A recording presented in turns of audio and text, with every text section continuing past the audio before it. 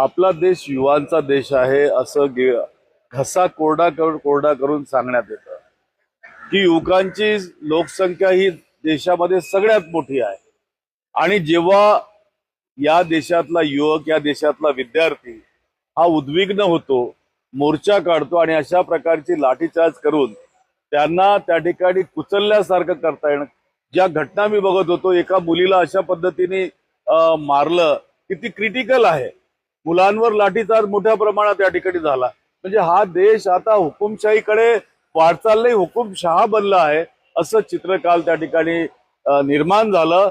हा सरासर या देशाच्या लोकशाहीवर घाला घालण्याचा प्रकार आहे आणि संविधानाला न जुमानता या ठिकाणी कृत्य या ठिकाणी घडलं, त्याचा निषेध या देशामध्ये सर्वत्र युवकांमधून, विद्यार्थ्यांमधून व्यक्त केला जात आहे। विद्यार्थ्यांचं आंदोलन संसदेकडे येणार हे पंतप्रधानांना माहित होतं। पंतप्रधान काल संसदेत पोहोचले आणि त्या ठिकाणी त्यांनी टिप्पणी विद्यार्थ्यांनी आंदोलन करण्याऐवजी राहुल गांधी